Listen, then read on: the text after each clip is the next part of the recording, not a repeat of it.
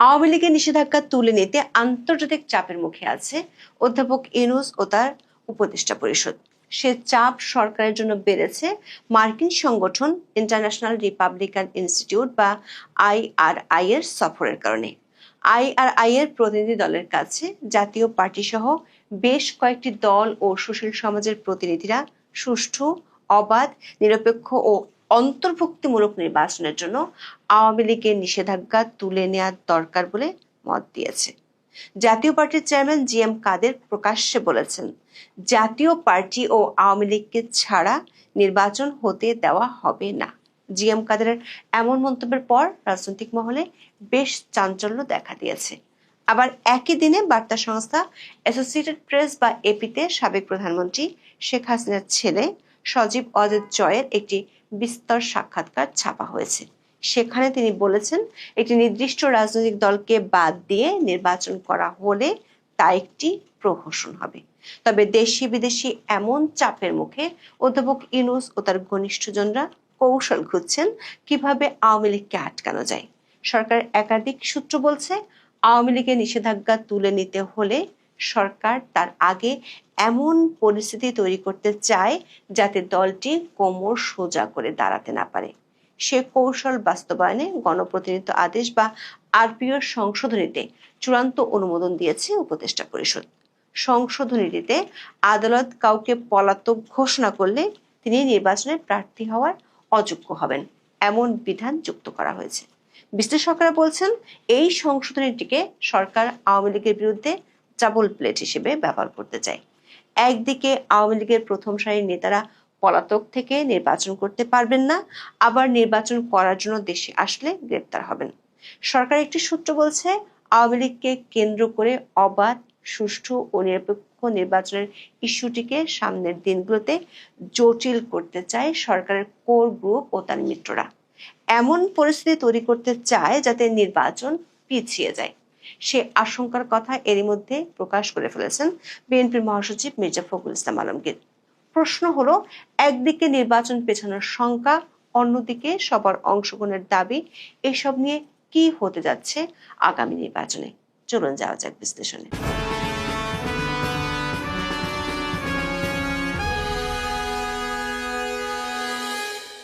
আওয়ামী লীগের নিষেধাজ্ঞা তুলে নেওয়ার জন্য অধ্যাপক ইউনূসের ঘনিষ্ঠ হিসেবে পরিচিত 6টি আন্তর্জাতিক মানবাধিকার সংগঠন যৌথ চিঠি পাঠিয়েছে। এর আগে থেকে অনেকগুলো বিদেশি রাষ্ট্রদূত বিষয়টি সরকারের নজরে এনেছে। আবার ফেব্রুয়ারির প্রথমার্ধে ত্রয়োদশ জাতীয় সংসদ নির্বাচন অনুষ্ঠিত হবে। সরকার এমন ঘোষণার পর আদৌ নির্বাচনের পরিবেশ আছে কি না তা যাচাইয়ের জন্য বিভিন্ন দেশের প্রভাবশালী সংস্থা বাংলাদেশে আসা শুরু করেছে।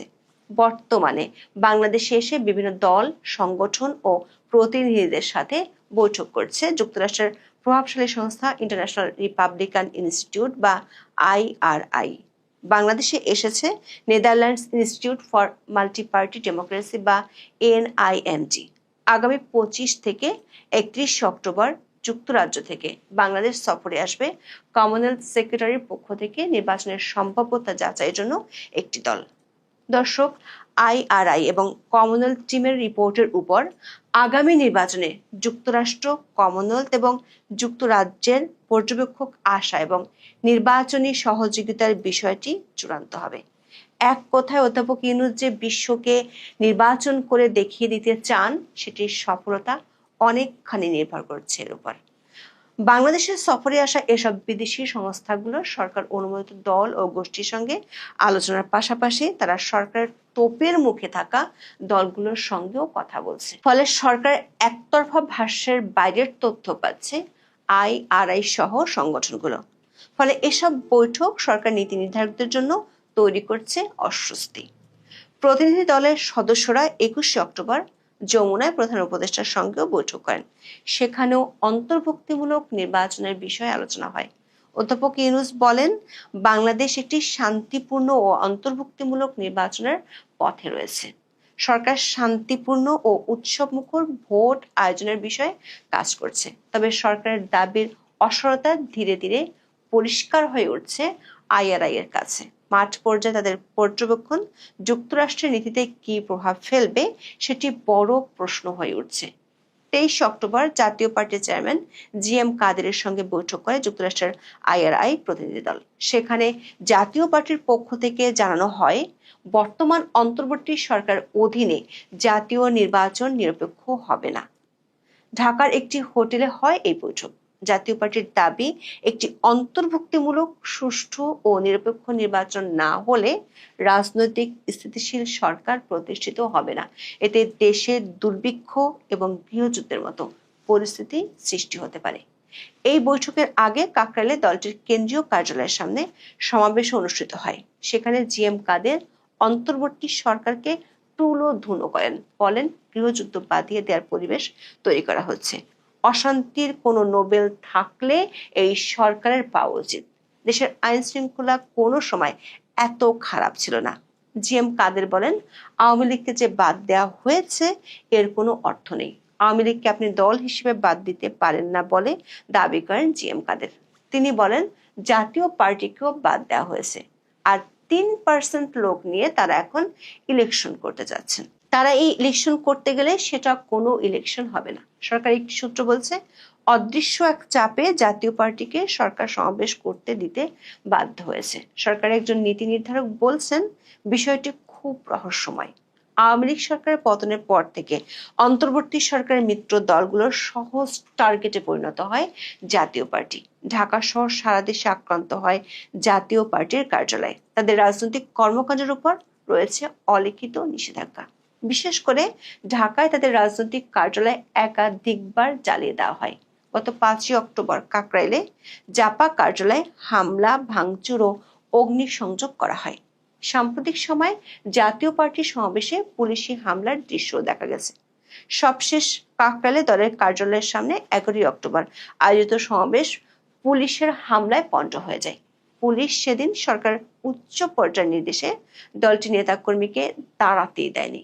তার মাত্র 2 সপ্তাহের মধ্যে সরকারের নাকের ডগায় ব্যান্ড দলের বাদন আর নেতা কর্মীদের স্লোগানের মাঝে কার্যালয়ে হাজির হয়েছেন দলটির চেয়ারম্যান জিএম কাদের।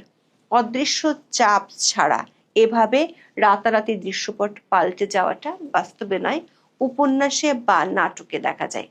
সরকার ওই নীতি নির্ধারক মনে করেন, অনেকটা ভস্ম থেকে জন্ম নেওয়া ফিনিক্স পাখির মতো উৎসব মুখর হয়ে উঠছে জাতীয় পার্টির কার্যালয়। উপজেলা দিবস উপলক্ষে তারা শুধু বর্ণাঢ্য আয়োজন করেনি, উল্টো সরকারকে শাসিয়ে দিয়েছে আওয়ামী লীগ ও জাতীয় পার্টি ছাড়া নির্বাচন হতে দিবে না। এটা বিদেশিদের কাছে দলটি বার্তা পৌঁছে দিল।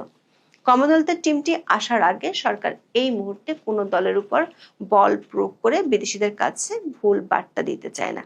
23 অক্টোবর বাংলাদেশে নিযুক্ত জার্মান রাষ্ট্রদূত ডক্টর রুজিগার লুট্রোজো নির্বাচন কমিশনকে বলেছেন, তারা নির্বাচনে বহু দলের অংশগ্রহণ চায়।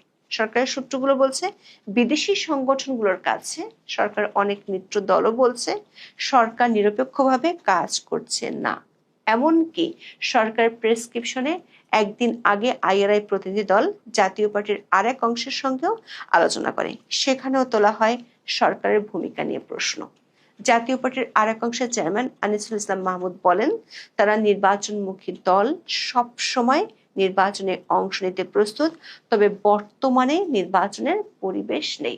এদিকে অধ্যাপক ইউনূসের অন্তর্বর্তী সরকারের কড়া সমালোচনা করেছেন সাবেক প্রধানমন্ত্রী শেখ হাসিনার ছেলে সজীব ওয়াজেদ জয়। তিনি বার্তা সংস্থা এপিকে বলেছেন, অন্তর্ভুক্তিমূলক নির্বাচন নিশ্চিত করার জন্য আওয়ামী লীগের উপর থেকে অবিলম্বে নিষেধাজ্ঞা তুলে নিতে হবে। জনাব জয় অধ্যাপক ইউনূসের বিরুদ্ধে ইসলামপন্থীদের ক্ষমতায় আনার জন্য কারচুপি নির্বাচনের পরিকল্পনার অভিযোগ করেছেন। দর্শক, একদিকে বিদেশি সংস্থাগুলোর চাপ, অন্যদিকে সফররত সংস্থাগুলোকে নির্বাচনের পরিবেশ আছে এমন পরিস্থিতি দেখাতে হচ্ছে। সরকারি সূত্রগুলো বলছে, সরকারের জন্য আওয়ামী লীগের নিষেধাজ্ঞার ইস্যুটি এখন বিস্ফোরা হয়ে গেছে। আইআরআই এর প্রতিনিধিরা সরকারের কাছে জানতে চেয়েছে, নির্বাচন কমিশনের নিবন্ধিত 52টি দলের মধ্যে 25টি দল নিয়ে জাতীয় ঐক্য হয় কিভাবে, বাকি দলগুলোর বিষয়ে সরকার কি ভাবছে, অর্ধেকের বেশি নিবন্ধিত দলকে বাইরে রেখে সরকার কিভাবে আশা করে নির্বাচন নিরপেক্ষ ও সুষ্ঠু হবে। আন্তর্জাতিক চাপ বাড়ায় সরকারকে আওয়ামী লীগের নিষেধাজ্ঞার বিষয়ে নতুন করে ভাবতে হচ্ছে। বিষয়টি নিয়ে 22 অক্টোবর সরকারের কিংস পার্টি এনসিপির সাথে বৈঠকে অধ্যাপক ইউনূস ও তার ৩ উপদেষ্টা আলোচনা করেছেন। সরকার এক্ষেত্রে বিকল্প কৌশল নিয়ে রেখেছে। আওয়ামী লীগের নিষেধাজ্ঞা যদি নানামুখী চাপের কারণে তুলে দিতে হয়, তাহলে সরকার আইনকে হাতিয়ার হিসেবে ব্যবহার করতে চায়। এরই মধ্যে আইসিটি অ্যাক্টে 20(c) দ্বারা সংযুক্ত করা হয়েছে। সেখানে বলা হয়েছে, মানবতা বিরোধী অপরাধের অভিযোগ দায়ের হলেই সংসদ সদস্য নির্বাচনের যোগ্যতা হারাবেন। কিন্তু আইসিটিতে মামলা আছে 84টি, আর জুলাই আন্দোলনের মামলা আছে 834টি। এই মামলাগুলোর মাধ্যমে আওয়ামী লীগের নেতাদের বিরুদ্ধে আইনকে শক্ত হাতিয়ার হিসেবে ব্যবহার করতে চায় সরকার। সে লক্ষ্যে গণপ্রতিনিধিত্ব আদেশ বা আরপিও সংশোধনীতে চূড়ান্ত অনুমোদন দিয়েছে উপদেষ্টা পরিষদ। 23 অক্টোবর এই অনুমোদন দেওয়া হয়। নতুন সংশোধনীতে বলা হয়েছে, আদালত কাউকে পলাতক ঘোষণা করলে তিনি আর নির্বাচনে প্রার্থী হওয়ার যোগ্য হবেন না। এতদিন পলাতক থেকেও প্রতিনিধির মাধ্যমে প্রার্থিতা সাবমিট করে নির্বাচন করা যেত। আইনটি যে আওয়ামী লীগের প্রথম ও দ্বিতীয় সারির নেতাদের ঠেকাতেই করা হয়েছে, সেটি পরিষ্কার উপদেষ্টা আসিফ নজরুলের কথায়। পলাতক আসামি বলতে কাকে বোঝানো হয়েছে এমন প্রশ্নের জবাবে তিনি বলেছেন, পলাতক হচ্ছে আদালত যখন পলাতক ঘোষণা করে। যেদিন আদালত আপনাকে আসতে বলছে, পত্রিকায় বিজ্ঞাপন দেওয়া হয়েছে, আসছেন না, তখন আদালত পলাতক ঘোষণা করে। দর্শক, এরই মধ্যে শেখ হাসিনা ও আসাদুজ্জামান খান কামালকে পলাতক ঘোষণা করে পত্রিকায় বিজ্ঞপ্তি দেওয়া হয়েছিল। সরকারের সূত্রগুলো বলছে, এই সংশোধনীটি শুধু আওয়ামী লীগের নেতাদের নির্বাচনে অংশ নেওয়া ঠেকাবে না, যদি কেউ নির্বাচনে অংশ নিতে চায় তাকে দেশে আসতে হবে এবং আসলে গ্রেপ্তার হওয়ারও আশঙ্কা থেকে যাচ্ছে। নির্বাচনের আগে আওয়ামী লীগের জন্য এমন একটি পরিস্থিতি সরকার তৈরি করতে চায় যাতে দলটি কোনো সময় না পায়। সংবাদ সংস্থা এপির কাছে দেওয়া সাক্ষাৎকারে এই বিষয়টি সামনে এনেছেন সজীব ওয়াজেদ জয়। তিনি বলেছেন, নির্বাচনী প্রস্তুতির সময় না দিলে সেই নির্বাচন আন্তর্জাতিকভাবে স্বীকৃতি পাবে না, কারণ অন্তর্বর্তী সরকার অধীনে ব্যাপক রাজনৈতিক হয়রানি ও মানবাধিকার লঙ্ঘন চলছে। দর্শক, সরকার এমন কৌশলগুলো শুধু যে আওয়ামী লীগকে ঠেকানোর জন্য তা নয়, বরং অনেকেই মনে করছেন ফেব্রুয়ারিতে ঘোষিত নির্বাচন পিছিয়ে যাওয়ার ক্ষেত্রে আওয়ামী লীগের নিষেধাজ্ঞা ইস্যুটি অনেক বড় ইস্যু হিসেবে কাজ করতে পারে। জিএম কাদের যখন নির্বাচনের সব দলের অংশগ্রহণের দাবি তুলছেন, ঠিক তখন ভোট নিয়ে নতুন করে সংশয়ের কথা জানাচ্ছে বিএনপি। তাদের সন্দেহের তীর জামাত ও এনসিপির দিকে। মহাসচিব মির্জা ফখরুল ইসলাম আলমগীর ঢাকায় এক অনুষ্ঠানে নির্বাচনকে কেন্দ্র করে কিছু দলের মনোভাব নিয়ে হতাশার কথা জানান। বলেন, দুঃখজনকভাবে কিছু রাজনৈতিক দল নানা টালবাহানা করে নির্বাচনকে